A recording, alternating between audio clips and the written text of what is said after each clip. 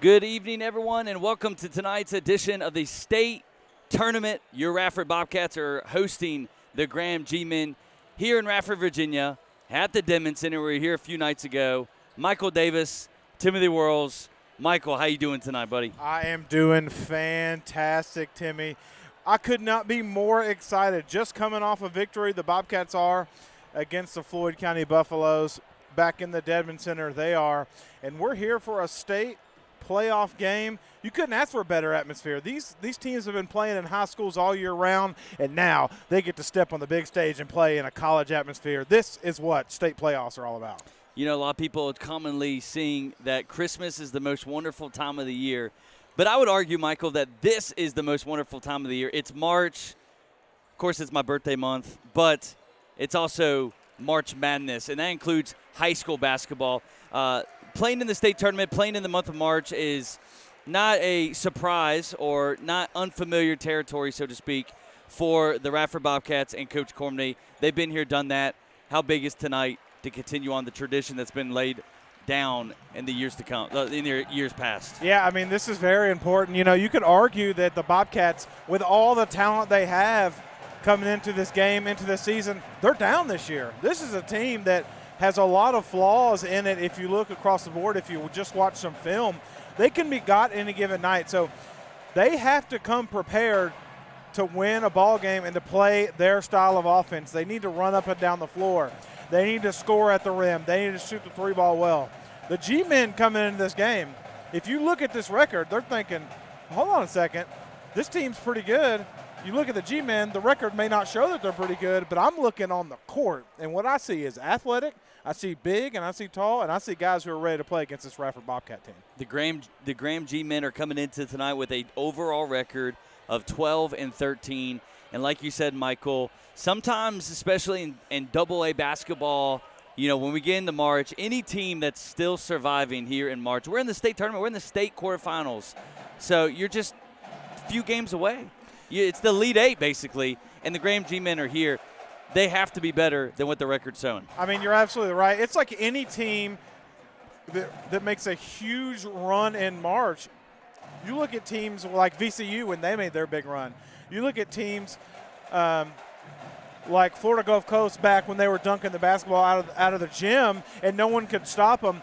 It doesn't matter who you are. It's tournament basketball. It's survive and advance, and that's where we're at. They have just as any right to be here as the Bobcats right now. They look like they are ready to play, and when you talk about the G-men in the playoffs, you normally talk about football, and they run it down your throat, and they'll play the Bobcats, and it'll be game over at halftime because the G-men have put it on them. Now, this is basketball. However, if you come in with that same mentality and say, we're going to play our style of offense, we're going to make you play our style the way we play defense, we're going to stop you running the basketball and play half-court style offense defense, it could change the game. And if you can make an opponent play your style of and brand of basketball, it can really put a damper on the evening of the Bobcats if the G-men can take control. Absolutely. Well, the Radford Bobcats are coming in off a intense game against rivals Floyd County Buffaloes for the Region C championship. Graham coming in, Region D runner-ups, Bobcats Region C champions. You know, Bobcats had a tough fight on Monday night here in the same gym against the Floyd Buffaloes, who are playing at UVA Wise, currently against Virginia High. A big night for the Big Two for the Bobcats. Gavin Cormany and Elijah Kelly got to have the same here tonight. Hey, you're absolutely right. We've talked about all season what it takes to beat the Bobcats, and it's pretty simple if you watch film. You break down in the post and let Elijah Kelly, if you're going to let him attack, you let him attack, he's going to get his. You stop Cam Cormany. You guard him wherever he goes on the floor, and you make him shoot tough shots. You make him dribble the basketball because he's a guy who loves to come off the screen and take that fadeaway jumper, right? Yep. You make it very difficult for him. Anytime he touches the paint, you put an arm on him, right? You make it so tough for him to score that it's the hardest 12 points he's ever had. However, the other night we saw Floyd County try to do the same thing, and the man dropped 25 points. So if the G-men can come out and hold one of the Big Two to 12 or under, it's a very successful night. However, not a lot of teams have been able to do it. However, if you can do it, it is a successful way to win a basketball game. You know, Michael, playing on a court like the Radford University Highlander court here in the Denman Center, we're talking about bigger and longer dimensions than the normal high school court. Not so sure how much Graham's had the opportunity to play on a court like this, but the Bobcats, this has been their home gym for the last 3 games now. This will be the 3rd straight game that the Bobcats will be playing on this court. How big of a problem can a larger court play to a team that may not be used to it, like Graham coming into tonight? Yeah, it faces a huge problem for a team who doesn't see it. And I'll take one aspect of it right on face value. You're shooting the basketball at a completely different pace. If you look behind these backboards, there is nothing behind you. You're shooting on a gym night in and night out at a high school, and there's a wall right behind your basket. If you look at these, there is on one side nothing, on the other side a student section could be, right? This is a completely different look at the rim. Also, when you look down at the three-point line, there's 2 lines right there. And you're first thinking, I got to get behind the three-point line. You see the big red line and get right behind it. It is tough to understand. I got 3 extra feet in front of me to shoot at the high school line, which is a tape line in blue. It's hard to do that in rhythm running down the floor for a basketball game. It is a much wider, much longer court. It feels like it. The atmosphere around you is completely different. It's a much different atmosphere, and if you're not ready, it can sneak up on you quick. Absolutely. The last time these two teams have met in the state quarterfinal, the game took place in Pulaski, Virginia, at Pulaski High School. Radford came out victorious, but it was a great game, hard-fought game just a few years ago. Pre-COVID times is what the most timelines are today. But Radford's back in the locker room. G-men are still out here. We got just over 3 minutes remaining until tip-off, ladies and gentlemen. Thanks for tuning in. We're going to take a quick break. We got Bobcat Sports Live here on the NFHS Network. Don't go anywhere. In a few moments, we'll have the tip-off of tonight's state quarterfinal action between the G-men of Graham and the Radford Bobcats.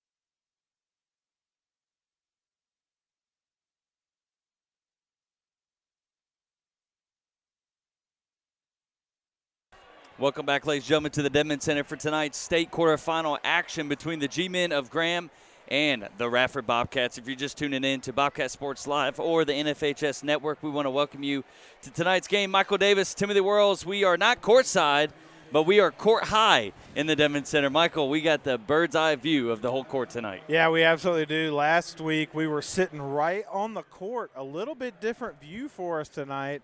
But I kind of like it standing up here looking over the crowd, able to see everything that happens on the court tonight to bring you all of the action. The situation for these two teams tonight is quite simple. The winner will move on to Monday night, time and location to be determined by the other games that are going on. And the loser, well, the season comes to a close. It's that time of the year, ladies and gentlemen. It's March. It's March Madness. It's one of the most wonderful times of the year, and we're excited to bring it to you this evening. The Graham G-Men are coming in tonight after a loss in the Region D championship. It was against the Virginia High Wildcats, and they are playing the Floyd Buffaloes at UVA Wise. We'll try our best to keep all the updates to you this evening as we get them in tonight. The starters for the G-Men: number 4, Blake Graham; number 10, Markel Ray; number 14, Brandon Watkins; number 20, Cole Sexton; and number 23, Daniel Jennings. Michael, they're coming in 12-13 tonight, but they're looking for a win against the 20-4 Bobcats. Yeah, they absolutely are, and they have potential here. If we're looking at the bench a little bit, they got some big guys on the bench. They have the option to go big against your Bobcats. And you look on the floor, you got Elijah Kelly and Cam Cormany as well as Max Knipe. That's a big lineup. However, those are essentially your shooting guards for the Bobcats. And so the G-Men have the chance to switch it up and go really big against this Bobcats team if they so choose. However, the problem is 1 through 5, pretty much the Bobcats can shoot the 3 ball.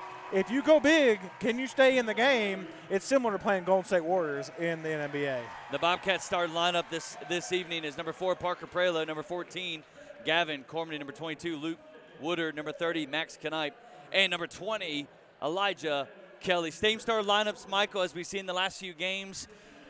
You got Gavin, you got Elijah. Who's the other guy that you're circling tonight that must have a big game to get the Bobcats the victory that they're hoping for? Yeah, there's a couple of guys I could look at, but if I'm picking one, you got to go defensively. You got to go with Parker Prelo, right? He has to have a big night guarding the best player for the G-Men. Offensively, I have to go with Woodard. The Bobcats need another guy to knock down the 3 ball. If you only can rely on Elijah Kelly and Cam Cormany to score the basketball, it's going to be tough for the defense if another guy gets in the wrinkle. That being said, Max Knipe rebounding the basketball could be huge tonight for the Bobcats. Well, both teams are lined up at the center circle. This is the big stage. We're at a university. We're not at a high school gym. We're at Radford University tonight for tonight's Class 2 VHSL state quarterfinal. The Graham G-Men against the 20-4 Radford Bobcats. Elijah Kelly at the center line along with number 23, Daniel Jennings. Ball is up, and the Bobcats are going to receive the ball first and have the offensive possession to start tonight's game. Yeah, and they get the basketball here, and Elijah Kelly is the first person with the basketball at the top of the key. If he can get 1 step, 2 steps to the rim, that's going to be a good night for the Bobcats. Gavin come off the ball screen. Graham guarding it well. A lot of energy coming from the G-Men on that visiting bench. Gavin has it, goes between his legs to his right hand into the lane, pops it out to Luke Woodard. Shot is up, and it's going in and out. Parker Prelo got a hand on it, but the G-Men come up with the defensive rebound. Poke loose from behind is Max Knipe. Parker to Elijah. Elijah to the rim. Boom! The one-handed slam to start tonight's game. First 2 points, Elijah Kelly with a one-handed slam. Elijah Kelly showing you what he can do right in the first minute of this basketball game. The G-Men thought they had a chance getting the defensive stop. The Bobcats poked it away, and Elijah Kelly said, "This is why I'm the best player in the state of Virginia." Elijah looking to make a statement here, but Graham's looking to counteract that one-handed slam. They get into the lane, the pump fake. They pick up their dribble, they pivot, and they swing it around. We have number 4, Graham, pops it out back up to the top of the key to the point guard, number 10, Markel Ray. He's going to set the offense back up. Graham G-Men taking a breather after that one-handed slam by Elijah Kelly. Yeah, if I'm the G-Men here, number 23, calling for the ball, Daniel Jennings needs to get it on the block here. He's trying to get it at the high post. They need to create that mismatch. Elijah Kelly, a taller player, but Jennings has that size on the block. I'd love to see them get it down low to him right now. And now the energy is starting to go to the Bobcat student section. Bobcats sitting tight here. Notoriously, the Bobcats are going to come out man-to-man defense in your face. Graham, G-Men having a real difficult time getting to the lane. And as I speak, they do. They put up the shot. It's going to be tipped by Gavin Corbney. Max Knipe comes up with the defensive rebound, and here comes the Bobcats. Yeah, really good defensive possession there by the Bobcats. Stopped the G-Men in their tracks. They had nothing to answer with. No flow of an offense there. If they're going to play one-on-one style of offense against this Bobcats, it's going to be a tough night. Elijah Kelly at the free throw line telling his teammates to space it out and open it up. Now back to the R is Gavin Corbney. Goes to his right, pulls it up from behind the three-point line. It's up and it's good. Gavin picking up to where he left off on Monday night, and the Bobcats off to a quick 5-0 start. We talked about two players in our pregame, Timothy. We talked about Elijah Kelly and Gavin Corbney. You've already seen Elijah Kelly with a dunk and Cam Corbney in a man's eye from behind the three-point line. Graham looking to counteract again this 5-0 start, and what they do, they turn it over. Max Knipe with the steal. Gavin bringing it up, pacing it with his left hand between his right, back to his left. Back again between his legs, finds Parker in the corner. Bobcats going to set up the offense. Back up to Elijah Kelly, top of the key, swinging it around for the secondary break. Back screen by Parker. Over top look, taken away by the Graham. They're going to turn it over. That turnover against number 22, Luke Woodard. Yeah, good defense right there. They had Elijah Kelly cutting to the basket off the backdoor cut on that screen there. They just couldn't get it to him. Bobcats have run that play for a very long time with the different players over the years. But good defense by the G-men right there to poke it away. Can they answer, though, on the offensive end? That's the question. Graham just turns the ball over again. The ball sails over to the Bobcat bench. Bobcats causing the third turnover in the first 3.5 minutes here in the first quarter. Score 5-0. Graham looking to bring full court pressure. Elijah Kelly in front of his own bench gives it across court to Parker. Parker using his speed. Get by the defender. He decides to bring it back out. Bobcats going to set up their half-court offense. Yeah, I would love the Bobcats to mix up a little bit. Max Knipe with it right now. Just in a flow here with 4:30 to go. Bobcats up 5-0. But coming from their two best players, can they get more guys involved? Elijah Kelly into the lane. He gets bumped, but he takes the contact. Layup is good. Bobcats up now 7-0. Good attack there by the Bobcats. This is the kind of offense they do. They normally love to take their time, but when they do attack the rim, they are very explosive, hard to stop. They're either going to be fouled there and go to the line, or they're going to score the basket. No questions about it.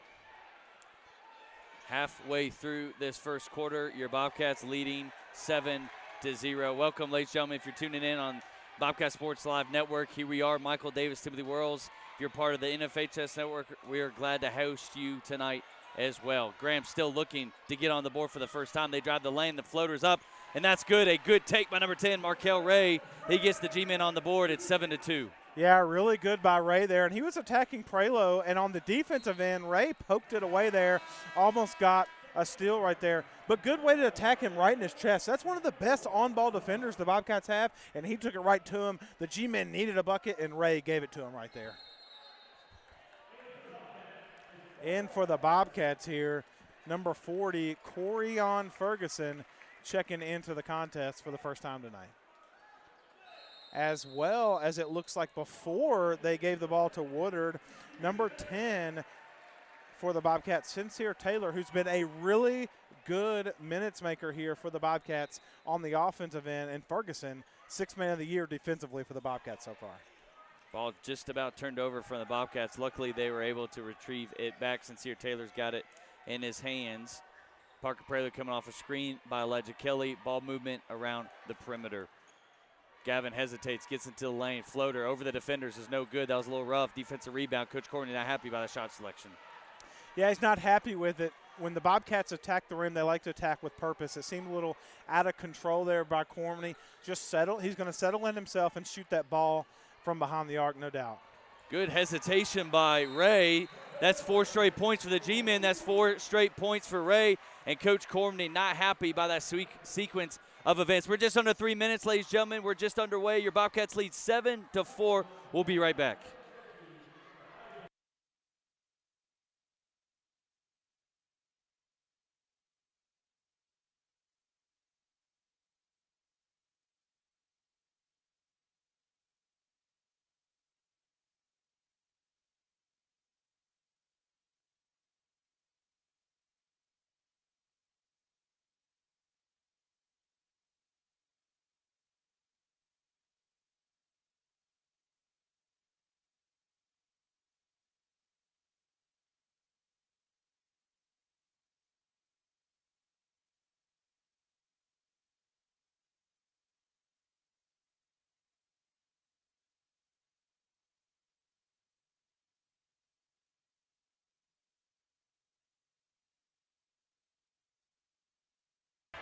And we're back to the Dedman Center coming out of the Bobcat timeout. Bobcats up 7-4 here, just under 3 minutes remaining here in the first quarter. Bobcats have it. Sincere Taylor in the corner. Reverse over to Parker Prelo. Back up to Elijah Kelly. Quick start by the Bobcats tonight. One-handed dunk by Elijah Kelly to get him on the board. But since then, Ray's had 4 straight points to get the G-men back into this game. Yeah, Markel Ray, when the G-men were down 7-0, said, I'm going to have to take over on the offensive end. They've kind of allowed him to attack the rim. That's 2 possessions here in a row that the G-men attacked at the rim with Ray. That being said, they also get a stop here on defense as Woodard will check into the contest for the Bobcats, and Prelo will get a break. Can the G-men answer again? They have potential here to get this within 1 possession early on the Bobcats with 2 minutes to go, who are up 7-4. Yeah, the G-men bring it up and try to set up the offense. They're on a 4-0 run after the Bobcats started off 7-0. They got a little momentum going their way. They're looking to get back into this game even further. Yeah, Ray attacking the basket here. Goes up, scoop shot, no good. Really good possession there by the G-men as they get the steal on defense. Back to Ray. Ray blocked by Cormany. He gets it back. Good defense there by Cormany. But the G-men have another chance to answer. These are the kind of possessions they need. They have to stop the Bobcats, and they have to get second chance opportunities if they're going to stay in this contest. G-men at the top of the key, trying to space the Bobcats out and find whatever avenue that they can get into, increase that they can to as well. That's been successful, but it's going to be a moving screen right there. A lot of turnovers to start this game. The jitters are up for both sides, and the G-men turn it over one more time. Yeah, tough break. They called that moving screen on Blake Graham. That's his first team foul, number 1. Not a lot of fouls called in this one so far. Set the screen there. The officials are calling that. These crews in this playoff games have been more like a college-style cruise. They're calling the stuff on the outside and letting you play a little bit inside, which could help the Bobcats or the G-men, depending on how you look at it. Corian Ferguson had a good look and decided to get rid of it. He turns it over. Here comes the G-men. They pick up their dribble. The pass cross court hits the rim. The save right into the hands of Luke Woodard. Luke Woodard trying to get by. Now over to Gavin Cormany. Gavin between his legs to his right into the lane. Pops it over to Sincere Taylor. Swings it over to Luke Woodard. Good ball move by the Bobcats. Dribble shot up and good for number 22, Luke Woodard. Yeah, Luke Woodard, where just they expect him to shoot that 3 ball, getting the defender off his feet with the pump fake, dribbling inside, and getting that mid-range jumper. The fun thing is Elijah Kelly wanted it from the 3-point line, so it's nice to see someone else for the Bobcats answering. It spaces the floor on defense. Bobcats leading down to 4, 22 seconds left in the period. G-men looking to get a little bit more points other than Ray. They put up a 3. That one's up, and that one's no good. That shot was by number 20, Cole Sexton, as Gavin gets into the lane. The pro hop gets a shot blocked. Elijah Kelly comes from behind and puts the putback in. 11-4. That's going to be the end of the first quarter, ladies and gentlemen. A quick quarter indeed. Don't go anywhere. Bobcats up on the G-men. 11-4 here on the Bobcat Sports Live and NFHS Network.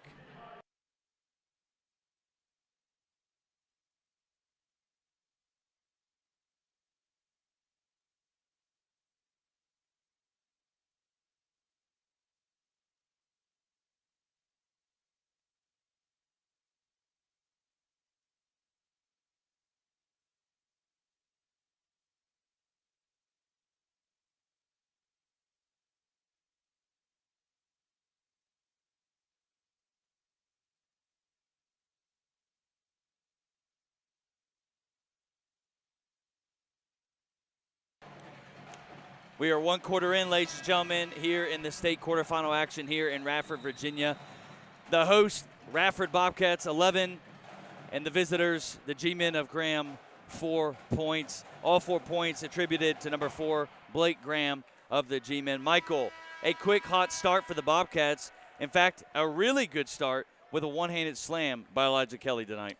You're absolutely right. The Bobcats settling in nicely on the offensive end, doing what they do best. On the defensive end as well, get some stops here in transition, attacking the basket. And that's what the Bobcats want to do. G-men, on the other hand, haven't been able to get a whole lot of offense. Ray has been the spark for them. It was 7-0. G-men brought it 7-4, and now the Bobcats opened it up here with a little run. The basketball is about runs. Can the Bobcats move ahead here? Elijah Kelly started the first quarter, and he started the second quarter with a one-handed slam. I will add, in traffic, he does the same thing there. Largest lead of the evening thus far for the Bobcats, 13-4. Elijah Kelly showing you what he's made of here. I didn't even think he could get to the rim with that. I thought it was going to end up being a travel. He launches himself off the floor and puts it in. Elijah Kelly, watching him dominate is very beautiful if you're a Bobcat fan. If you're a G-man, not so much on the other end. Ray gets into the lane. The hesitation. The floater's up. No good. Elijah Kelly, defensive rebound, bringing it up himself. He's trying to get out in front of the defenders. Try to go from behind his back, and he turns it over. Graham, 2-on-1. Hesitation, good. That's number 10, Markel Ray. He's got 6 of the 6 for the Graham G-men, and the lead back down to 7. Yeah, Markel Ray and Blake Graham there. Good defensive stop. Get that strip away. Ray says, I'm going to take it myself, as they're going to foul Elijah Kelly on the other end. Ray has impressed me attacking the rim here, but the G-men have to get something else going. They have to get a jump shot in rhythm here. If they're going to allow the Bobcats to say, hey, eventually we can just shut down the paint and the G-men have nothing to answer. Can they get something else going, as another foul is going to be called on Blake Graham. That is his second foul of the half. Third team foul for the G-men. Bobcats in a stack formation over just to the left of the Graham bench. Luke Woodard looking to inbound it here. Bobcats easily get it in. Coach Todd Baker giving his commands out to the G-men. G-men looking like they're coming out in a little bit of a 1-3-1. Give a different look for the Bobcats. Get them at least a little off their rhythm. Anything, because tonight is a win-or-go-home situation. Bobcats might see anything in this point forward in the season. I'd give them everything I got and the kitchen sink. The one thing they haven't done, like other teams who played the Bobcats to try to stop them, is Elijah Kelly, who's attacked the rim all night, now makes a mid-range jumper, a little 17-footer. I love it. Elijah Kelly showing you why he has. He also has 8 points so far in this contest. Defensive rebound brought down by Luke Woodard. He gets fouled in the transition. That foul going against number 30, Jamel Floyd of Graham. You know, I made a mistake there, Timmy. I said he had 8 points. How about 10 points? Even better. Elijah Kelly dipping his toes in the double-digit mark early. 5:58 to go. He has 10 points on the contest. 15-6 is the score. That's the largest lead of the night so far for the Bobcats. Bobcats have led the whole entire game thus far here in the first half. Bobcats turn it over, though. A handful of turnovers that Coach Cormany and his staff are not happy about, as Floyd brings up the ball for the G-men now. Yeah, with Blake Graham now off the floor here in foul trouble. What is Graham going to do on the defensive end, as they did poke the ball away? But Ray's the only one with offense. They have to get something going. Can they? I'm not sure right now. They love to attack the rim coming off the mid-range. But number 30 here, Jamel Floyd with the basketball, trying to get something going for the G-men. Backdoor cut to the G-men. A good look. He almost wasn't ready for it, and this time they decide to sell it out of bounds. That backdoor cut was to Cole Sexton. He almost didn't know it was coming, Michael. Was lucky enough to catch it. He had it underneath the basket, but instead threw it away. Another turnover for the G-men. G-men offensively just struggling right now. The Bobcats are known for their defense. Most of the times the Bobcats are known for their offense across the New River Valley. But if you know Bobcat basketball, it starts on the defensive end, and they're proving it tonight, holding the G-men to 6 points so far. A lot of attention by the G-men every time Gavin decides to catch the ball. This time he puts the shot up, and ironically, as I say that, he was left wide open in that 1-3-1 zone. Todd Baker and the G-men take a timeout. Bobcats have the largest lead of the night thus far, 18-6, 4:41 remaining here in the first half. Michael, some initial thoughts now that we have a chance to catch our breath. Yeah, some initial thoughts. The two players we talked about, you're the G-men, you have to stop. Elijah Kelly, Gavin Cormany. I about said Cam Cormany, might have said it 4 times tonight. But Gavin Cormany, you have to stop them. They have 10 points and 6 points, 16 points collectively. Only one other player has scored for the Bobcats. They have to do something to stop Gavin Cormany. If you're going to allow one of them to score, I would allow Elijah Kelly to score. And here's why. It's simple math. 2 is less than 3. And if Gavin Cormany is shooting threes all night and Elijah Kelly is scoring 2 points all night, you have to take the 2s. They have to stop Gavin Cormany and try to hold them to 12 points. It's going to be hard. Coming out of the timeout, Bobcats with the largest lead of the night so far, 18-6. By the way, just down the road at UVA Wise, we have an updated score. Floyd County 26, Virginia High 23, just before the halftime break on that one. Yeah, that'll be a good one. Either the winner of this game plays that game. If the Bobcats win and Floyd wins, the Bobcats will host Floyd here. If Virginia High wins and the Bobcats win, the Bobcats will travel to Virginia High. So I'm told. Long way to go, though. G-Men could come back here. 18-6, though, is your score. 4.5 to go before the halftime break. G-Men inbound off the Bobcat foul. That's the first team foul, by the way, by the Bobcats here in the first half. Graham with 4 to their name. Yeah, not a lot of fouls called in this one, but, you know, credit to the officials. They're calling a good basketball game. Not a lot of dirty stuff going on in this one. Not a lot of bodies hitting the floor. This is just a good, clean basketball game. I think the officials are doing a good job so far. The G-Men drive the baseline there. Number 20, Cole Sexton, tried to go with the floater. Elijah Kelly knocked it the other way. Here comes the Bobcats. Gavin swings it over to Max Knipe. Max Knipe over to Parker Prelo. Parker down to Elijah. Elijah squares up to the basket, now puts his back to the defender. They kick it back out. Bobcats in no hurry to force anything. They have a 12-point lead with 3.5 here in the first half. Yeah, and it's interesting. The 12-point lead feels like a 20-point lead in this contest with the G-Men just being so stagnant on offense as Elijah Kelly attacks the rim. But nice pass to Max Knipe, who gets the and one. He gets fouled. Elijah Kelly passes it to him and look the other way, and he'll go to the line for the old-fashioned three-point opportunity.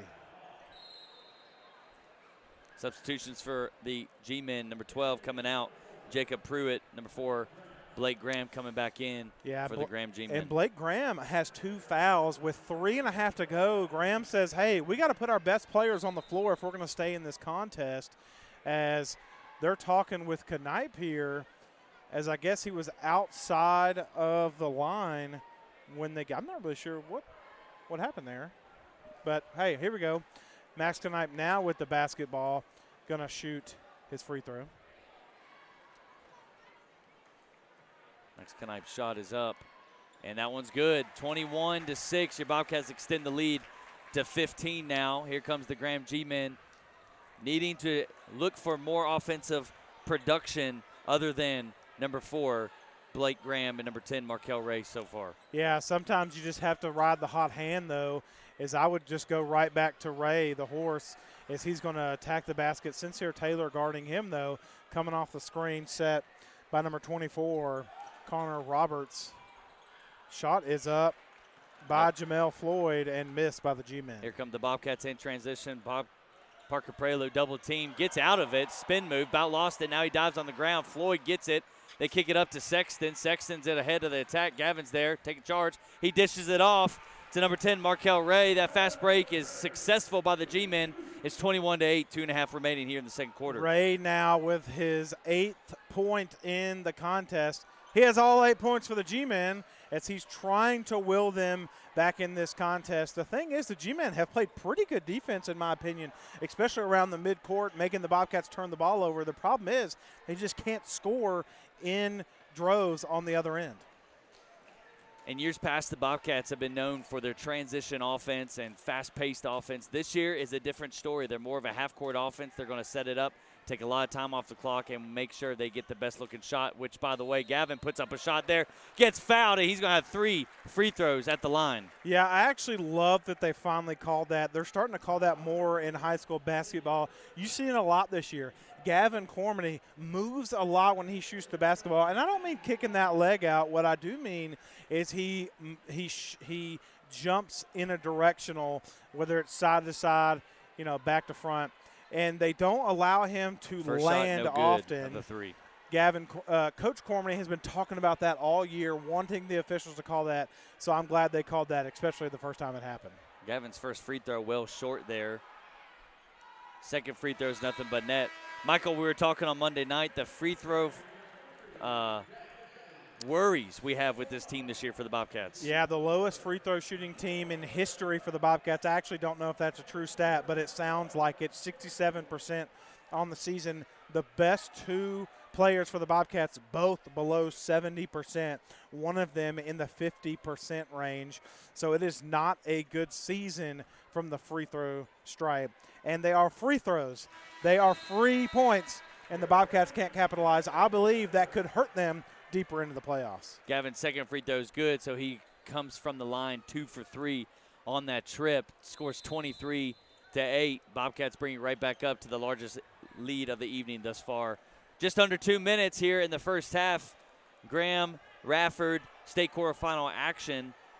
All eyes are also down the road at UVA Wise, Floyd and Virginia High, as they are just now under 2 minutes as well. Floyd keeping the lead 31-29 down there. Graham drives the lane. The floater's up and good. What a nifty move right there by number 30, Jamel Floyd, to get that bucket. Graham now in double digits. Yeah, really good attack there by Floyd.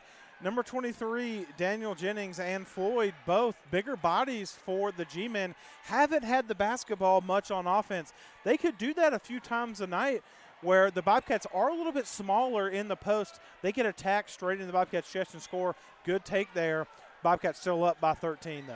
Number 2, Jeremiah Eves, the senior, finding some action. He's on the court right now, but that's Luke Woodard, who just turned over the ball as he caught and traveled with it.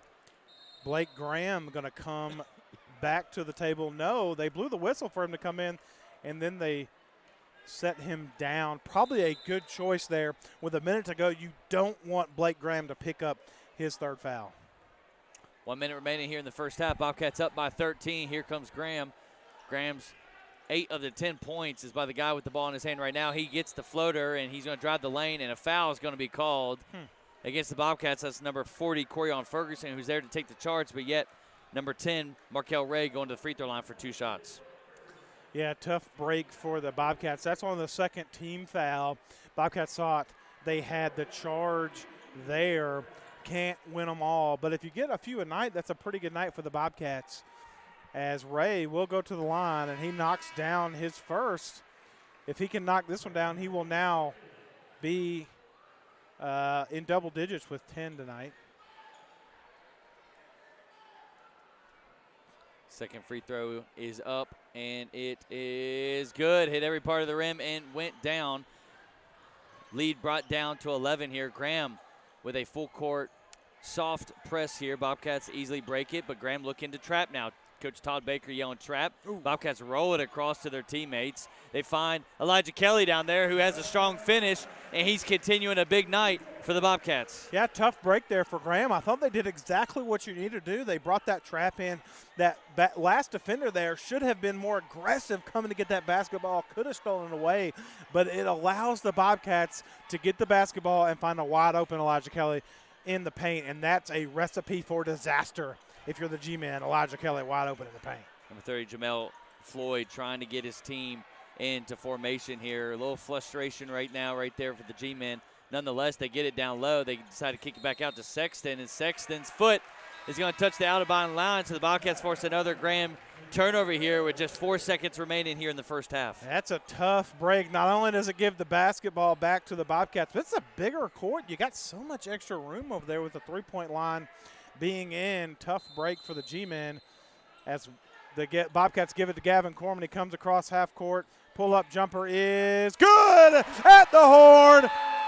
Gavin Cormany just inside the three-point line. That'll be his first 2-point field goal of the evening. Bobcats up 27-12 at the horn. Yep, that's the halftime, ladies and gentlemen. Don't go anywhere. We'll be right back if you're tuning in on Bobcat Sports Live or the NFHS Network. We're glad you're here. We'll be right back with some first half stats and thoughts.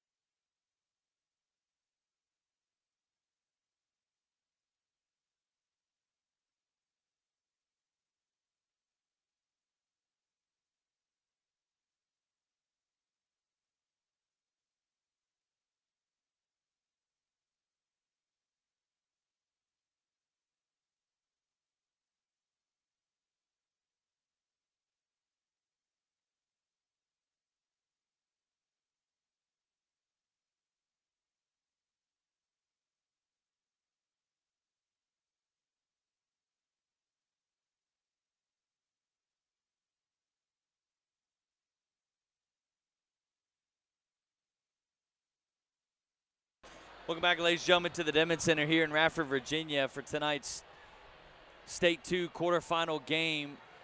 The Radford Bobcats and the Graham G-Men going at it. 27-12 is your score. The Bobcats started off hot with an Elijah Kelly one-handed slam in the lane. Then they did the same thing in the second quarter. Elijah Kelly started the quarter off with a one-handed slam.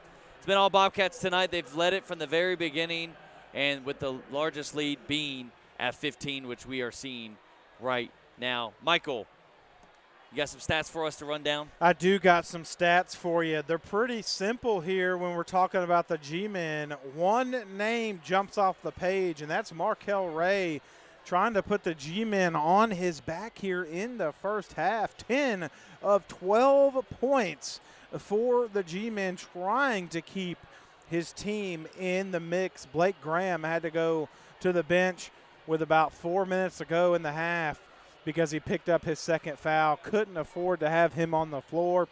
That's the dynamic duo in the backcourt, Markel Ray and Blake Graham, especially on the defensive end. They got some steals early that could have allowed the G-Men to stay more involved in this game offensively. G-Men just couldn't get a lot going. But let's move over to the Bobcats.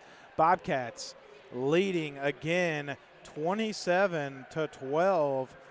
And we spoke about the G-Men being a two-man show. It's all about two men for the Bobcats tonight. Max Knipe has 3 points. Luke Woodard has 2. But Gavin Cormany and Elijah Kelly combining for 22 of the 27 points for the Bobcats. And that doesn't actually add up exactly right. But this is Bobcat Sports Live, so sometimes we make mistakes. What was that stat again? What did you just say? They have 22 of 27, but, however, there's only 5 other points. Oh, that is right. That's right. I'm good at math. Hold on. Elijah Kelly, Gavin Cormany. Gavin Cormany has 10 points on the night.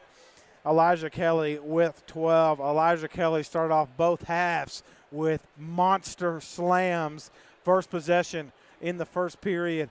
First possession of the second period, slamming the ball down home for the Bobcats. And Gavin Cormany, smooth as butter from behind the arc tonight. Hit his first 2 3-pointers of the evening, knocked down a couple of free throws as well, and hit that mid-range jumper with his pinky toe on the line at the horn to give the Bobcats the 27-12 lead.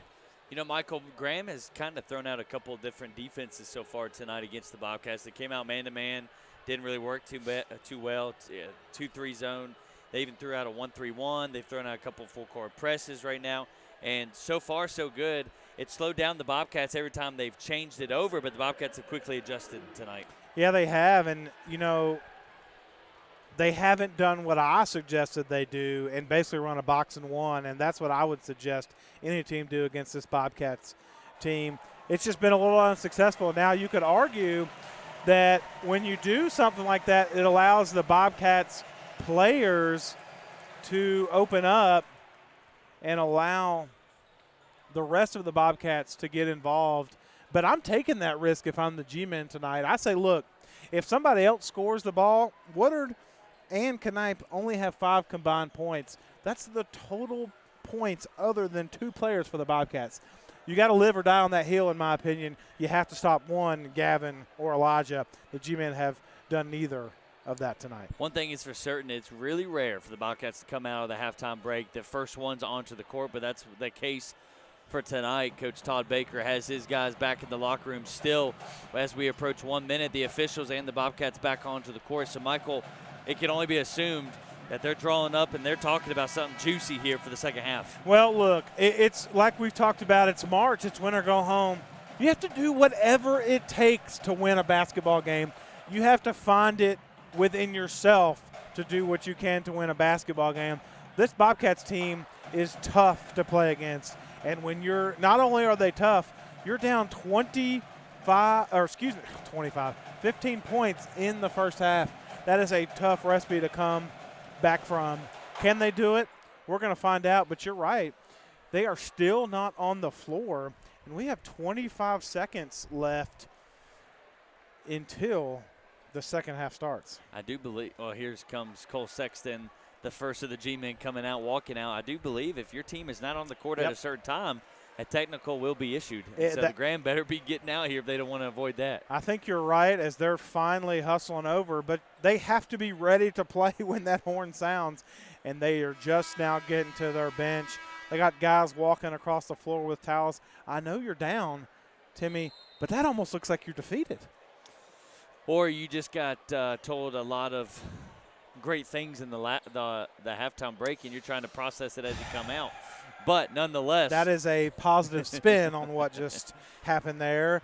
Mr. Whirls with a glass half full kind of look at it as the coaching staff is just now walking to the bench, and we're essentially waiting on them as we get things rolling here to start the second half. And we're ready to get started. Bobcats going to start off with the possession. Graham literally came out from the locker room straight on to the court. Number 4, Blake Graham, really bumping up on Elijah Kelly everywhere he goes. Elijah with a huge half in the first half for the Bobcats. Elijah catches at top of the key, looks opposite way, spin move, shot is up, and it's good. Silky smooth by number 20, Elijah Kelly. He extends the lead now to 17. It was almost unfair that they asked Graham to guard him. He had 2 fouls in the first half, and then he doesn't want to pick up a foul and then gets the toughest assignment on the floor, and that's to guard Elijah Kelly in the post. Good-looking shot by number 10, Markel Ray. Unfortunately, Bobcats come up with defensive rebound. Parker in the transition. Layup is a little strong. Max Snipe trying to tip it away, and then here comes Parker out of nowhere. Swipes it behind his back, up in the air. The G-men bring it back down. Ray has it in his hands. Here comes Graham. As he dishes it down, it's tipped away, and the ball is going to go to the area of the Bobcats. They're going to say last touch by the G-men. Yeah, that's a tough break there by the G-men. They did everything they could to get that one in. Got a good inside look there. Just got poked away. And fortunately for the Bobcats, it goes to them. G-men putting on this press as they almost get a steal here. Gavin Cormany almost went, as they're saying a back court now, not out of bounds. And I think the officials are right there, back court call. Oh, yeah. Gavin was about 3 steps past half court and threw it backwards right there. Full court pressure by the Graham G-men, forcing the turnover right there. And here comes Ray with the ball in his hands. Yeah, Ray's coming off that screen. Got to get to the rim, but he's being guarded by the best on-ball defender the Bobcats have, and that's Parker Prelo as he gets called for a reach-in foul. Bobcats thought they got a steal there, but Graham going to now inbound right in front of their bench. The 14, Brandon Watkins, inbounds it right in front of his own bench. Ray has it with his left hand. He gets into the lane. He kicks it over to Sexton into the lane as well. And the floater's good. A good-looking floater by number 20, Cole Sexton, in traffic. He brings the lead back down to 15, 6.5 remaining here in the first half. Graham with the full court pressure. Bobcats just now bring across half court. Yeah, can they push this lead, the Bobcats, or can the G-men get another stop here? The G-men are starting to roll a little bit, but can the Bobcats answer? We're going to find out here. Luke Wooder comes off the screen, and he curls, catches it at the top of the key. Max Knipe on the baseline, decides to give it back up to Gavin, who's driving. They turn the ball over. Here comes Graham. Full court press. The pump fake. Shot is blocked by Elijah Kelly, out of bounds. Good defensive stop there by Elijah Kelly.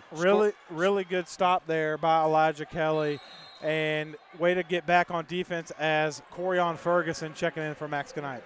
Score update up 81 right now. Floyd 36, Virginia High 34. They just got the second half started there, UVA-wise.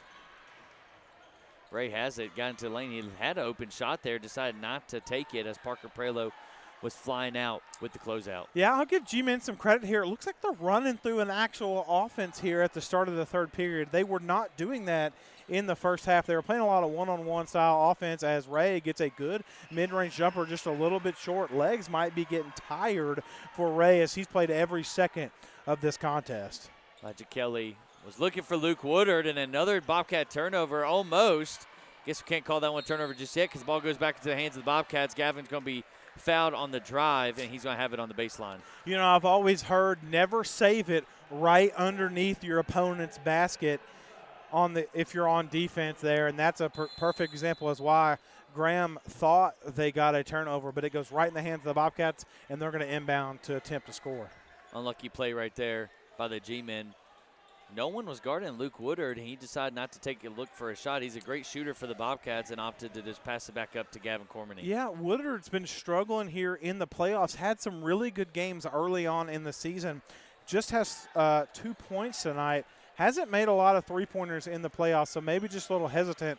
But the number one scorer for the Bobcats, Elijah Kelly, with another mid-range jumper, puts up the pump fake and gets it to go. Good shot. Elijah Kelly developed his mid-range jumper this season. 31-14 is your score. With the turnover, Elijah Kelly has it. Finds Gavin Cormany on the transition. The layup is up, and it's no good right there. Graham with the defensive rebound. Here comes the G-men themselves in transition. Parker Prelo there tried to take a charge. He's going to be called a block, so the Graham G-men are going to the free throw line for 2 shots. That's going to be number 4, Blake Graham. Yeah, that's really unfortunate there for Parker. The man grabbed a sandwich, made a blanket, and sat down in the park on that one. So tough break, but it does allow Blake Graham to go to the line for a potential 2 points. First shot up for Graham is going to be well short. So the score remains 31-14. Substitution here. Sincere Taylor coming in for number 4, Parker Prelo. For Blake Graham at the line, receives the ball for his second shot. Spins the ball in his hands. One more dribble, shot is up, and that one's going to be out. So 0 for 2 from the line for Graham. Bobcats break the press. Gavin finds Corian Ferguson down low, and the dish is successful as Corian Ferguson finishes that one. He gave up an open look earlier, but decided to finish that one. Yeah, good Ferguson there. Plays normally really good on defense here, waiting patiently. Good find by Gavin Cormany to get him the basketball. Way to finish. He gets on the board for the first time. Bobcats up 33-14. Ball being fought for. Bobcats come out with it. Gavin splits the defenders, and it's going to be a reach-in foul called against Graham. That's going to be the 3rd team foul of the half. Yeah, Corian Ferguson, first man off the bench here in this playoff run. He not only gets the bucket on the offensive end, but gets to steal on the defensive end. Good job by Corian Ferguson coming off the bench for the Bobcats. Gavin Cormany gets the ball in his hand here. He is closely guarded by number 14, Brandon Watkins of the G-Men. If you're just tuning in, we're glad you're here. Just under 4 minutes here in the third quarter. Bobcats up with the largest lead of the night, 19. They're up 33-14 as Elijah Kelly gets the ball taken from him. Here comes Ray. He gets into the lane, puts it up, gets the contact, so he's heading to the free throw line for 2 shots. Yeah, Elijah Kelly tried to get it to Sincere Taylor there. Shouldn't have had that popcorn slipped out of his hands. And Ray saying, we're going to take it all the way down the floor, attacking the basket here, not settling for just a mid-range jumper right into the chest of Ferguson, so he'll go to the line. That being said, though, Timmy, Bobcats leading 33-14. It's going to be still 14-point ball game. It's a 15-point ball game, essentially, as that's what it was at the break. A lot of substitutions for the G-men. Number 24, Connor Roberts. Number 12, Jacob Pruitt. And I believe number 35, Chris Edwards, coming in for the G-men. Second free throw up, and no good for Ray. Elijah Kelly with another rebound to his name tonight. Gavin Cormany getting guarded closely. Now Elijah Kelly is. Full court press still for the Graham G-men. Bobcats decide not to break it with layup. They had 2 streakers coming down. Luke Woodard decides to get it back out to Elijah Kelly. Again, the G-men right into the hip of Gavin and Elijah every time they receive the ball. Elijah Kelly top the key. Bobcats again, half-court offense. They're going to take their time and run through the whole entire set. Elijah Kelly's got a mismatch here. Finds Corian Ferguson down low. Corian goes up. He gets fouled, and he's heading to the free throw line. Corian getting a little groove to his name tonight. Could be big for the Bobcats going forward. Yeah, it absolutely could. Bobcats need another guy to step up. A bigger-sized guy can rebound the basketball very well, plays good defense. And to get him going on the offensive end, he actually went up and under the rim there. I would have liked to see him go straight up into the basket off the glass there. And normally against bigger defenders, maybe that's not the right option, but against this G-men team, you got to go straight into the chest as he misses the first of 2 free throws. Yeah, first free throw no good for Ferguson. Substitution for Graham, number 14, Brandon Watkins coming out. Number 4, Blake Graham coming in for his team. Max Knipes at the score table. He's waiting for a substitution for the shooter, Corian Ferguson. His second shot is up, and it's good. So he's going to get out and take a breather. Max Knight back in for the Cats. Good, valuable minutes for Ferguson on the defensive end and on the offensive end, with 3 points collective for Ferguson here in this period. Again, 34-15, 3 minutes ago. G-Men looking to answer as Blake Graham brings the ball up the floor. Again, score update up 81 at UVA Wise. Floyd keeping their lead. Nope, just as I speak, Virginia High ties it up 38 apiece, 3.5 remaining in the third quarter. So they're kind of trekking on the same timeline as we are here in the Dedmon Center. Absolutely. That's going to be a good contest going down to the wire. What you could do is listen to Bobcats on Bobcat Sports Live and tune in to the Floyd game on the NFHS network. Pull it up on both and watch both those contests, because the winner of this contest tonight is going to play either Virginia High or the Floyd County Buffaloes. Graham underneath their own basket. They got 4 across look here.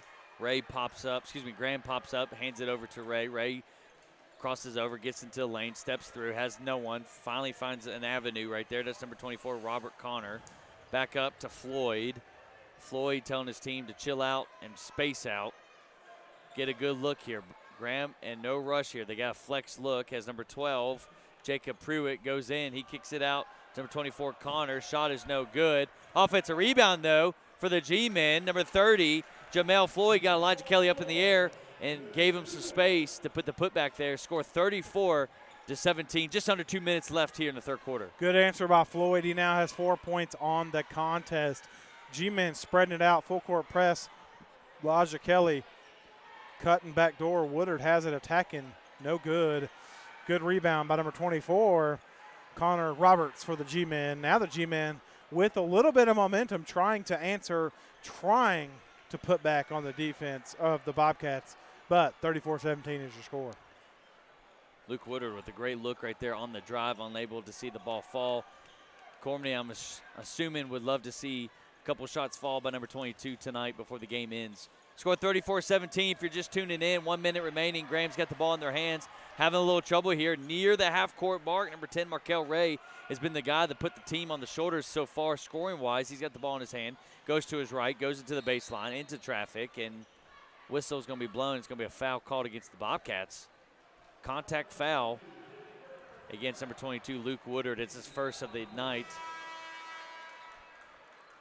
As Graham's going to have it underneath their own basket. Number 12, Makai Martin checking in for the first time tonight. Give Woodard a break. You know, Ray attacking the paint there, drawing the foul. That actually, I'm calling that as a 5 seconds is called here for the G-men, so Bobcats get the turnover. Coach Cormany called that one. Yelling for 5, and then the whistle blew right there. He did. You know, Sincere Taylor was guarding Ray right there, pushed up on him as he got the ball, and then gave it up and allowed Ray to attack the paint. So Woodard picks up the foul there as Coach Cormany takes a timeout. It'll be a full timeout for the Bobcats. Yeah, 1 minute and 4 seconds remaining. Since it's a full timeout, we're going to take a timeout ourselves. Michael Davis, Timothy Worrells, the Bobcats lead over the G-men, 34-17 here in the third quarter. Don't go anywhere, ladies and gentlemen. We'll be right back.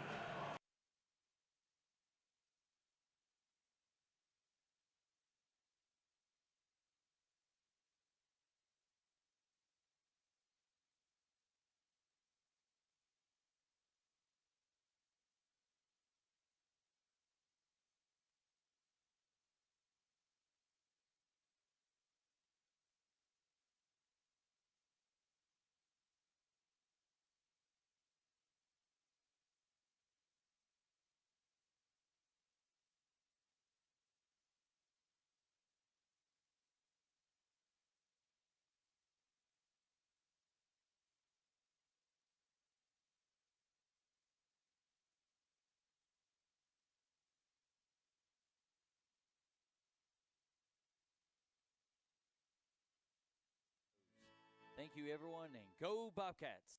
Hey, Bobcat fans, this is Timothy Worrells, one of the voices of the Bobcats. And we're back, ladies and gentlemen. 1 minute remaining here in the third quarter. Score 34-17. Makai Martin has it.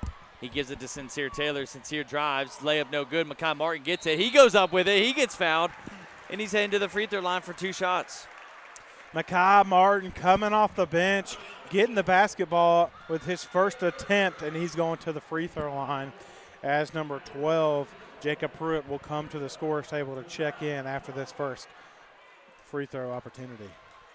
Kyle Martin has the capacity to score a lot of points, but he's a youngster. Getting a few minutes here in the state quarterfinal game. His first free throw's up, and it's good. Makai Martin coming off the bench with no intimidation in his blood. He's coming out hot and aggressive, getting his points to his name here early. 51 seconds remaining. His second shot is up, and it is good. 2 for 2 for Makai Martin. He brings the lead back up to 19 points for the Bobcats, score 36-17. Yeah, good for Martin to come in and knock those free throws down, increase the average there for the Bobcats on the season. It's good for him to get these minutes. You never know when your name will be called in a Rick Cormany season. So for him to get these valuable minutes here deep in the playoffs, really good for the youngster. G-Men looking to answer down 36-17. Bobcats 33 seconds to go. Ray attacking. Three-point ball is no good. Good open look. Ray gets the rebound as he's going to give it up to number 30, Jamel Floyd, who knocks down the three-pointer. So Floyd now with 7 points for the G-Men, and the G-Men down 16 with 11 seconds to go. Good-looking shot by Floyd. Makai Martin gets his shot blocked. Here comes the G-Men now, 5 seconds remaining. About to lose it is number 4, Graham. He gets it back, gives it to Sexton. Time is going to expire there, and that's going to be the end of the fourth quarter. Coach Todd Blake is not happy right there, Baker, as the G-Men come off the court. But that's 3 quarters down, 1 to go, ladies and gentlemen. The Bobcats 36, Graham G-Men 20. This is Bobcat Sports Live Network. Don't go anywhere. We'll be right back. Hey, Bobcat fans, this is Timothy Worrells, one of the voices of the Bobcat Sports Live Network. And I just want to say a huge thanks to our sponsors who make Bobcat Sports Live happen. Davis Attorneys, Mullins Funeral Home and Crematory, Brad's Barbershop here in Radford, Dr. Bart Eastwood of Sideline Orthopedics, Brickhouse Pizza, home of the Bobcat Sports Live talk show, and NRV Furniture, the exclusive sponsor of all of our halftime shows. Thank you, everyone, and go Bobcats! Hey, Bobcat fans, this is Timothy Worrells, one of the voices of the Bobcat Sports Live Network. And I just want to say a huge thanks to our sponsors who make Bobcat Sports Live happen. Davis Attorneys, Mullins Funeral Home and Crematory, Brad's Barbershop here in Radford, Dr. Bart Eastwood of Sideline Orthopedics. You're listening to Bobcat Sports Live, your home to the Radford Bobcat Athletics. 1 quarter remaining here tonight in Radford, Virginia. Here at the Dedman Center, the Bobcats 36, the G-Men of Graham 20 points. 8 minutes remaining. Bobcats looking to continue their season until Monday, but Graham coming out with 1 quarter left to do a little magic and to keep their season going as well. Again, winner moves on, loser, the season comes to a close here in early March. Yeah, no one wants to go home here, but you want the G-Men to see if they can answer. Down 16 points.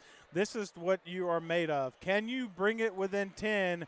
If you can, within 2 minutes, you're probably got an opportunity as a G-Man just lost control. It wasn't tipped, was it? I actually didn't see. I don't think it was tipped. I thought he just lost control. Ball goes out of bounds, but G-Men get lucky and will get possession. Graham down on the baseline, box formation. They got to get in quick, and they do. That's number 12, Jacob Pruitt. His shot is up and no good. Luke Woodard with the defensive rebound. Here comes Elijah Kelly in transition. Graham is able to stop him. He gives it up to Gavin. Luke Woodard squares up, pump fakes, doesn't decide to shoot it. Gives it to Elijah into the lane. He spin move. Graham looking to take a charge, but nope. It's going to be called a block. That one going against number 20, Cole Sexton. Bobcats will inbound. Woodard inbounding. Nope, excuse me. Elijah Kelly now inbounding. Now Woodard inbounding for the Bobcats. Just love to give me a hard time, don't they? Bobcats underneath their own basket. Gavin Corbney on the wing. Max Knipe around the perimeter to Luke Woodard. Handoff to Parker Prelo. Double screen action on the block for Gavin. He catches it, squares. Max Knipe posted on the block. Bobcats right back up. No urgency right now for the Bobcats in this half-court offense. Bobcats just looking to take as much time off the clock as possible. 7 minutes to go in this playoff matchup, and they are in a commanding lead here, up 16. Ooh, really good block. Must have got him with the body there. I thought he got a pretty clean block at the top. He says it got him on the arm there. So Gavin Cormany will go to the charity stripe. 6 fouls for the G-men, 4 for the Bobcats. So not too many fouls taking place here in this game period all night long. It's been a pretty quick game. The clock just struck 8 p.m., Michael, so this game's going pretty quick. Gavin's first shot is up, and that one's no good. Bobcats need to take advantage of the opportunity to get better from the free throw line in big games. When it's a 1 or 2 possession ball games, free throws matter. And when you miss free throws late in the playoffs, it could change the direction of your season as Gavin Cormany knocks that one down. It's pretty amazing how they almost always miss one of them. And when they miss, they miss. But when they make it, they make it. It's splash. It's no rim at all. It's a swish as Graham going to step out of bounds, and it's going to be another turnover. But Jamel Floyd not too happy about that one, but his foot hit the line. 6.5 to go. Bobcats up 17. G-men still trying to hang in this thing. Full court press, little zone press here by the G-men, trying to get that 10-second call as Gavin Cormany's dribbling at the mid-court line, finally gets across over to Elijah Kelly. Elijah Kelly just about lost it. He's going for the dunk, but he gets draped from behind, and he's heading to the free throw line for 2 shots. Him mishandling that ball, Michael, just about gave him the avenue for another slam for tonight. You're absolutely right. He would have sent the gym on their feet with that one. Elijah Kelly showing you how really talented of a ball player he is. Elijah's first free throw up and good. Brings the lead to 38-20. Bobcats up by 18. Updated score at UVA-wise. Floyd only up by 1 against Virginia High, 46-45, with just under 7 minutes remaining. Second free throw's up, and it's good. Elijah goes 2 for 2 from the line. Now the Bobcats coming out with a little soft press, 2-2-1 press. You would only assume they're going to drop back to a 2-3. Elijah Kelly almost with the steal. Sexton with the layup. It's up, and it's good. A good, strong finish by Sexton. Graham takes a timeout. Coach Cormany taking a deep breath. He's not happy about the way the defense looked right there. But, Michael, Bobcats coming out with 2-2-1 press, 6:10 remaining. They're up by, was 19, now 17 after that Sexton layup. Yeah, I don't like it. On one hand, and here's why. On one hand, if you get the steal, well, you're up 50 already. You know, what's another point? And if you give up the point, you look like exactly what just happened. Gives Graham a little bit of momentum. 6 minutes ago, you're up a lot here. You're up 17 points, so really not a whole lot to worry about. But if they can get it within 10 with 4 minutes ago, that's where you want to be. And Graham with a little momentum. Sexton gets the bucket off the break, the press break, and they call a timeout. So they have a little bit of momentum. Now, that being said, 17 points in 6 minutes, I would be amazed if they came back on this Bobcat team.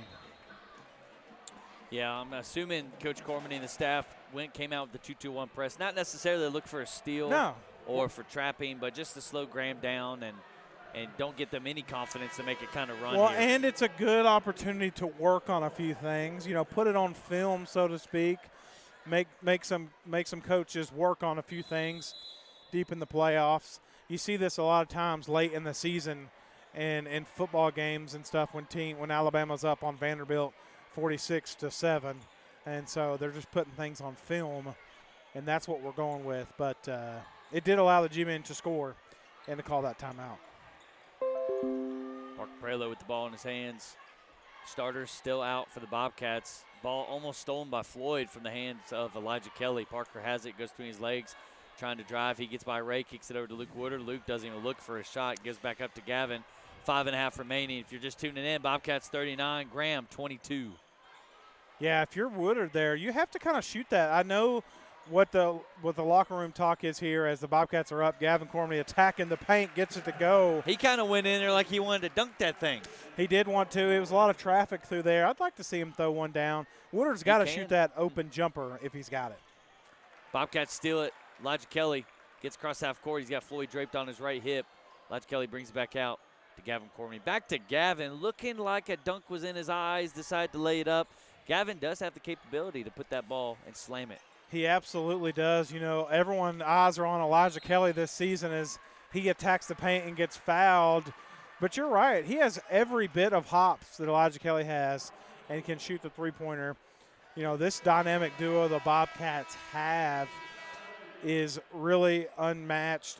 If the Bobcats had, you know, a 6'7", 280-pound guy out there, they'd be unstoppable in the post. Elijah Kelly at the line looking to take the lead for the Bobcats up to 20. Substitution for the Graham G-men, number 24. Robert Connor comes now in for the G-men. Pretty good crowd here at the Dedman Center tonight. A lot of Radford fans, obviously, just down the hill from the high school. Free throw is up and no good for Elijah. 0 for 1 thus far. Again, if the Bobcats win and Floyd County wins, the Bobcats will host here in the Dedman Center. And if Virginia High wins, the Bobcats will travel down 81. So it just depends who wins that. And it looks like right now the Floyd County Buffaloes are up 2 on Virginia High. Bobcats up by 20 after Elijah Kelly free throw line. 42-22 is the score. Ray has the ball in his hands. Bobcats drop back to a 2-3 zone. Not even messing with the 2-2-1 press anymore. Good ball movement by the G-men back around the perimeter. Floyd, who hit 3 a little earlier, drives the lane. Goes up, no good, gets his own rebound, pops it back out to number 12, Pruitt. His shot is up, and that's good. That's good ball movement and good effort there by the G-men. Big-time 3 by Mr. Pruitt. Man, that's great ball movement. I've been wondering where that's been all night for the G-men. That was good offensive possession. Get the second chance opportunity, kick it out, move the basketball, and get the wide open 3 and get it to go. That's the first bucket by Jacob Pruitt, and I believe that's the first shot he's taken all night. Good possession there by the G-men, but the only problem is they're down 42-25. Yeah, long journey ahead, 4.5. Michael, you know, I feel like we saw a different Graham basketball team from the first half to the second half. Second half, they're coming out, moving the ball better, driving the lanes better, looking for open shots, and a little more confidence maybe than what they had at the start of the game. Yeah, they've actually scored more points here in the second half than the first half as well, and they look better here. The problem is they got in such a big hole early. It's hard to claw your way out against this Bobcat team, and with 4 minutes to go, it's going to be a tough one to do as they're putting that full court press on. Yeah, Bobcats are going to look to milk most of this clock down. Michael, as you mentioned, the scenario is Radford holds on to win this game, and Floyd wins down UVA. Why is Elijah Kelly turns and a two-handed slam this time? Whistle's blown, and it looks like it's going to be an and one for Elijah Kelly. He's got 2 one-handed slams this evening and now 1 two-handed slam right there. We can't take a break because as soon as we do, Michael, Elijah's flying through the air. Elijah Kelly hanging on the rim there, showing whose rim it is. It's the Bobcats' rim, and it's Elijah Kelly's. Didn't want to fall, and that's why he was hanging on the rim. Had nothing to do with that monster slam. But Elijah Kelly now with 18 points on the contest, putting his number all over tonight. Bobcats do come back out with the 2-2-1 press here. Graham G-Man's got to get it across before the 10-second count does, and they do. Floyd has the ball in his hands. He picks it up, hands it over to Ray. Ray really carried the G-Men for the first half and much of the second up to this point.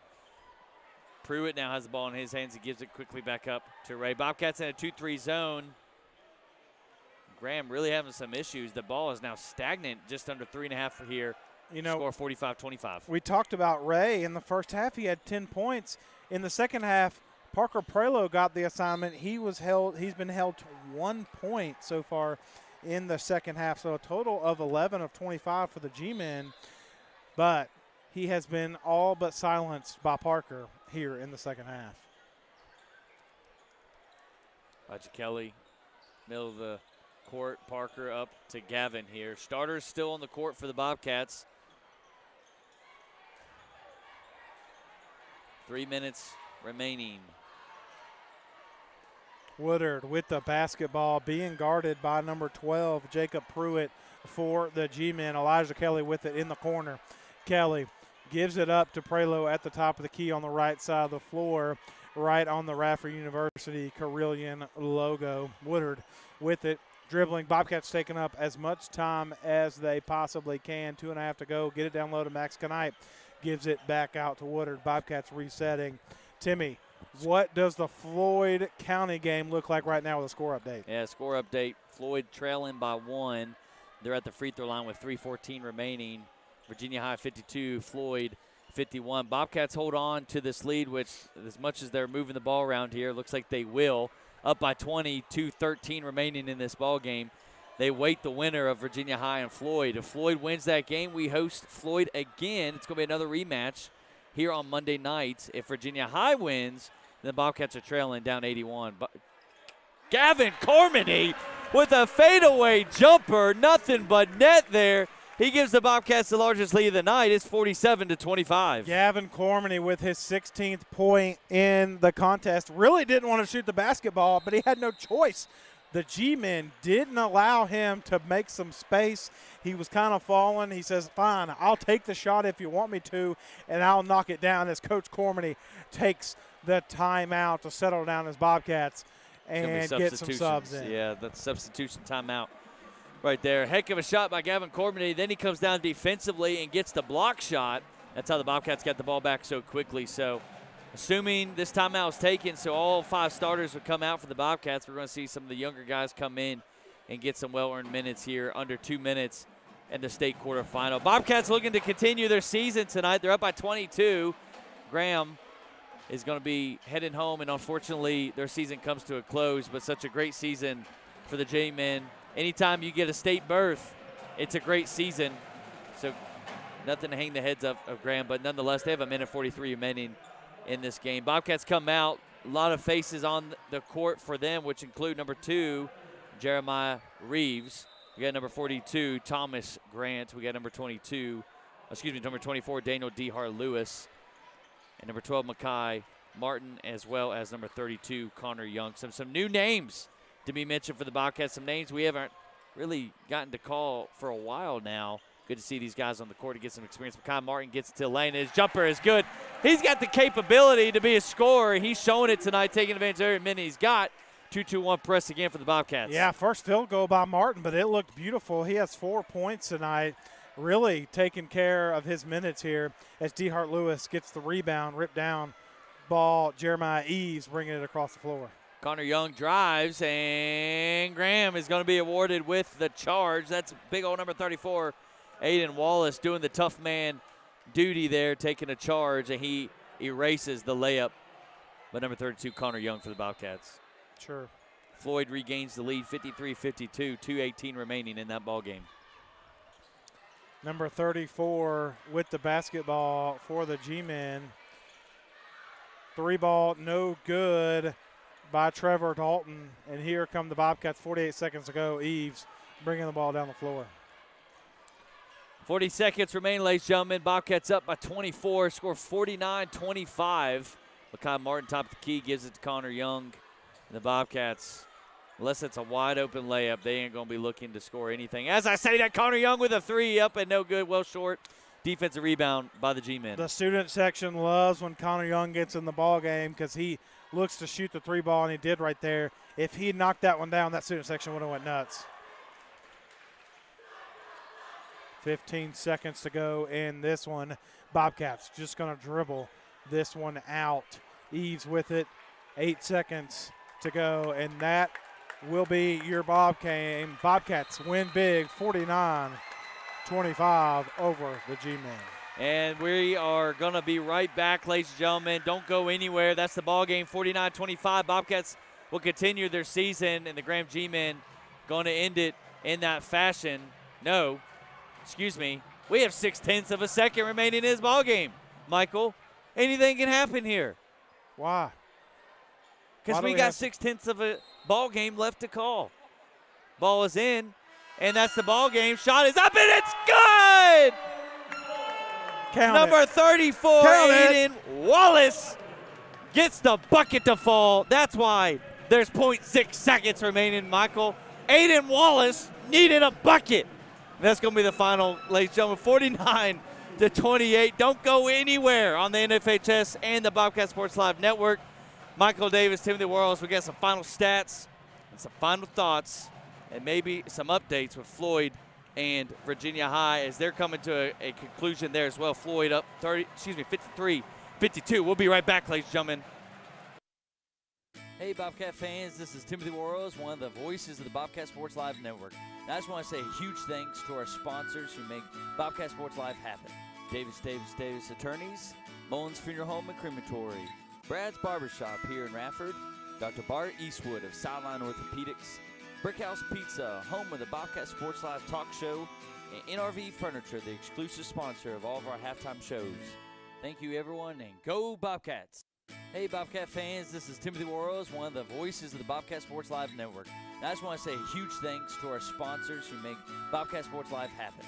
Davis Attorneys, Mullins Funeral Home and Crematory, Brad's Barbershop here in Radford, Dr. Bart Eastwood of Sideline Orthopedics, Brickhouse Pizza, home of the Bobcat Sports Live talk show, and NRV Furniture, the exclusive sponsor of all of our halftime shows. Thank you, everyone, and go Bobcats! Hey, Bobcat fans, this is Timothy Worrells, one of the voices of the Bobcat Sports Live Network. And I just want to say a huge thanks to our sponsors who make Bobcat Sports Live happen. Davis Attorneys, Mullins Funeral Home and Crematory, Brad's Barbershop here in Radford, Dr. Bart Eastwood of Sideline Orthopedics, Brickhouse Pizza, home of the Bobcat Sports Live talk show, and NRV Furniture, the exclusive sponsor of all of our halftime shows. Thank you, everyone, and go Bobcats! Hey, Bobcat fans, this is Timothy Worrells, one of the voices of the Bobcat Sports Live Network. And I just want to say a huge thanks to our sponsors who make Bobcat Sports Live happen. Davis Attorneys, Mullins Funeral Home and Crematory, Brad's Barbershop here in Radford, Dr. Bart Eastwood of Sideline Orthopedics, Brickhouse Pizza, home of the Bobcat Sports Live talk show, and NRV Furniture, the exclusive sponsor of all of our halftime shows. Thank you, everyone, and go Bobcats! Hey, Bobcat fans, this is Timothy Worrells, one of the voices of the Bobcat Sports Live Network. And I just want to say a huge thanks to our sponsors who make Bobcat Sports Live happen. Davis Attorneys. You're listening to Bobcat Sports Live, your home to the Radford Bobcat Athletics. And we are back, ladies and gentlemen, to the Dedman Center. Michael Davis and Timothy Worrells. We brought you all the action of tonight's victory. Bobcats beat the G-Men 49-28. Before we give you an update on the game that all eyes are on right now, Michael, what are some of the final stats for tonight's action? Yeah, final stats. Aiden Wallace with 3 at the buzzer, assisted by Gary Davis. Markel Ray finished with 11 points for the G-Men. Cole Sexton with 4 of his own. Over to the Bobcats. Makai Martin coming there late, finishing with 4. Luke Woodard didn't shoot a lot of shots, had 2 points on the night tonight. Max Knipe finishing strong with 3 of his own. Corian Ferguson coming off the bench. 6 men of the year defensively for the Bobcats, had 3. It was the story of 2 players tonight. Could you stop Gavin Cormany or Elijah Kelly? The answer was no. They had a combined 34 points on the evening. Gavin Cormany finished with 14, 2 from behind the three-point line. And Elijah Kelly, all inside the paint, finished with 20 unofficial points for Elijah Kelly. Bobcats win big, 49-28. Yeah, Elijah Kelly came out and really set the tone early, didn't he, Michael? I mean, he came down, defender was in front of him. He decided to just go airborne and with the one-handed slam to get the Bobcats on the board early. And from that point forward, the Bobcats held the lead the entire night, didn't even go back and forth. Bobcats started off 7-0. The G-Men did score 4 straight points. They were able to cut the lead down to 3, but after that, the Bobcats scored multiple times to take it up to 15 rather quickly. And so the Bobcats really led the whole entire game tonight. Nothing to be nervous about. Coach Cormany, however, had a lot of things that he was not pleased with tonight, so it'll be interesting to see some of the things that they try to correct before this game on Monday. Floyd up 3, 55-52, 1 minute remaining. Yeah, 1 minute remaining in that one, and we'll keep you updated on that. But you're right. You know, it's best to watch film and learn in a win. It's easy to do it when you lose. It's much harder to do it when you win a ball game. You got to be more nitpicky, and that's what the Bobcats are going to do. They're going to watch this film. A lot of things to correct tonight, a lot of things they have the opportunity to improve on. I'd love to see Luke Woodard get more involved on the offensive end. I would love to see Parker Prelo get more involved. Parker had 17 points early on in the season, scoreless tonight, essentially hasn't showed up on the stat sheet offensively. Now he is the best on-ball defender as he shut down Markel Ray in the second half, only allowing 1 point when he was being guarded by Parker. However, the Bobcats, if someone shuts down one of the two-headed monster for the Bobcats, someone else is going to have to step up. Who's that going to be? A lot of options, but it's got to be somebody to say, I'm going to do it for the Bobcats.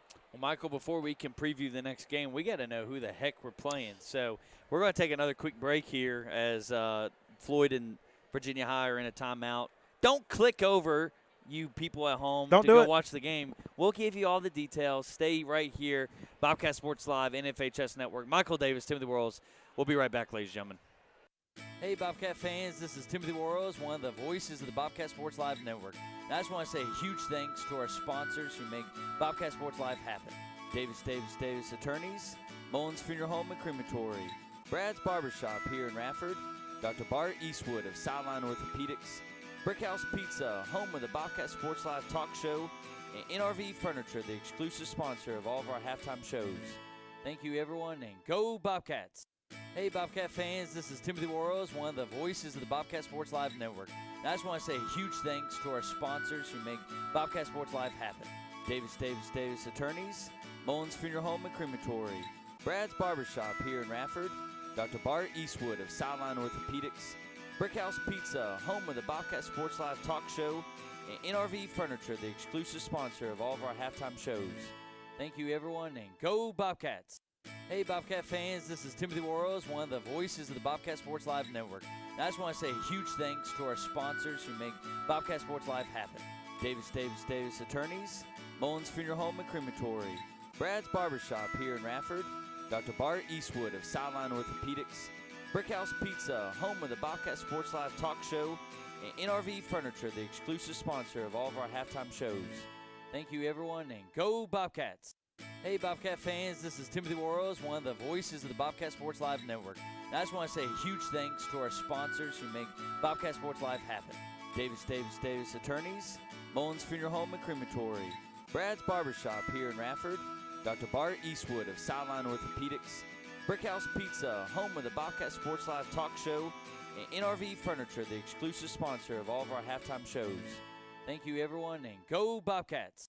Hey, Bobcat fans, this is Timothy Worrells, one of the voices of the Bobcat Sports Live Network. And I just want to say a huge thanks to our sponsors who make Bobcat Sports Live happen.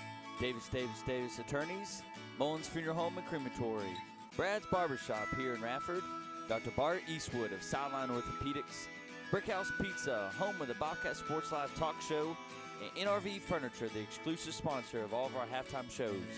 Thank you, everyone, and go Bobcats! Hey, Bobcat fans, this is Timothy Worrells, one of the voices of the Bobcat Sports Live Network. And I just want to say a huge thanks to our sponsors who make Bobcat Sports Live happen. You're listening to Bobcat Sports Live, your home to the Radford Bobcat Athletics. Welcome back to Radford, Virginia, here at the Dedman Center. The Bobcats are victorious here. Final score 49-28 over the Grand G-Men. Bobcats are going to continue their season to the state Final Four, which is on Monday night. Location, we don't know. Opponent, we don't know just yet. But we're starting to get a feel that it could be round 4 with the Floyd County Buffaloes. Floyd up by 5, 25 seconds remaining here. Virginia High. I might as well just call it from our phone, right? Call it. Like you said, put it in front of the camera. I don't know if NFHS would like it. And we go frozen. Yeah, well, let's talk about it. You know, the Floyd County Buffaloes, we've seen three times this season. They shoot the three ball very well. They attack the paint pretty good. You know, they got in foul trouble the last time they played. Bobcats won by 12. The Bobcats have played them 3 times and won by double digits twice and lost by double digits once. So it's a tough opponent. On the other hand, Virginia High, you haven't played yet this season. So sometimes that's good, sometimes that's bad. Depending on how you want to look at it. Again, Bobcats will have to travel if Virginia High win, and the Bobcats will host the Floyd County Buffaloes. So how do you want to look at it? Do you want to travel and play someone you've never played or host a team for the 4th time this year? Well, Virginia High just missed a shot. They're down by 5. with 4 seconds remaining. Floyd, out of the timeout, will be going to the free throw line. So we can start shifting our eyes on round 4, which, as you mentioned, Michael, is a very tough task. You know, I bring up this horror story all the time. We beat Glenver 3 straight times in 2012, and round 4 was in the playoffs, and Glenver beat Radford and sent us packing. So there's a packed atmosphere this past Monday here in the Dedman Center between Radford and Floyd. It was a tight game until the really later in the second half. So if Floyd holds on to win, which we're assuming they will, up by 5, 4 seconds remaining, they're at the free throw line. This is going to be a pretty it's going to be a really big atmosphere on Monday night. Winner will go on for the state championship in Richmond next weekend. Yeah, you're absolutely right. It was a huge atmosphere the other night. A lot of fans in the building. It was actually the best atmosphere we've seen here since Quentin Morton Robinson and Mac McClung played, you know, what doesn't feel like that long ago. And it was definitely the best atmosphere we've seen here in the Dedman Center, even looking at the college standpoint. So it's going to be interesting. You know, it's a big-time rivalry, and you just got to step up and play. And sometimes it calls you when you got some of the best teams in this area. Sometimes you have to play them a lot. Yep. Score now up to 7 for Floyd, 59-52, 4.4 seconds remaining. So, Michael, we can all go ahead and chalk it up. Don't have the details. We can only know that it will be here in Radford against the Floyd County Buffaloes. And it's going to be a great matchup on Monday. Don't know the time just yet. But as you mentioned, Michael, one thing I do know, and that is the final at UVA-Wise, 59-52, Floyd and Radford in the state semifinal. It's going to be a big one as they make the announcement right now. Yeah, it's going to be a huge contest. Bobcats against the Floyd County Buffaloes. Timmy, if you're looking at that contest, what is your first initial thoughts in saying, okay, we got to play the Buffaloes for the 4th time this season? Brian Harmon's going to have a game plan. You better guarantee that he's going to not sleep much this weekend, and he's going to come with a game plan that they didn't get to knock off the Bobcats in the Regency Championship, but this game's bigger than a Regency Championship, in my opinion. It's a chance to play for a state championship. So Brian Harmon and his staff are going to, as they always do, come with a good game plan. It's going to make it really tough for the Bobcats. Michael, I mean, I'm looking at our players, and someone's going to have to step up for the Bobcats outside the Big Two if the Bobcats are going to have a chance to come out victorious like they did a few days ago against Floyd. You're absolutely right. You know, Floyd County plays a really good style of basketball. They love to shoot the 3-ball just like the Bobcats. They love to attack the rim just like the Bobcats. They love to run in space in transition and get those wide-open threes. It's going to be a fascinating contest against the Floyd County Buffaloes. If I'm the Bobcats, we know exactly what's going to happen. If we actually look back on that contest from the other night, the Bobcats held most of the players. I actually had an Allegheny stat, so I apologize. But, you know, essentially Floyd had 2 guys, 00 and number 5, shooting the 3-ball, wide open all night. They did everything they could to get them wide open looks, and they were very successful. Can they do that again against the Bobcats for the 4th time? It's going to be tough. Also, their big player, number 40, in the post, Caden Swartzwell. Caden Swartzwell got into foul trouble. Can he stay out of foul trouble? Can he attack the paint? He was very good rebounding the basketball for the Floyd County Buffaloes the last time these two faced off. Well, that's all we've got for tonight, ladies and gentlemen. Thank you so much for tuning in to Bobcat Sports Live and the NFHS Network. Bobcats are victorious tonight over the G-Men from Graham. Final score 49-28. Michael Davis, Timothy Worrells, it was our privilege to bring all the action to you tonight. And Lord willing, we'll bring all the action to you on Monday night in the Final Four matchup between the Floyd County Buffaloes and the Radford Bobcats. Ladies and gentlemen, you guys have a great weekend. And as always, it's a great night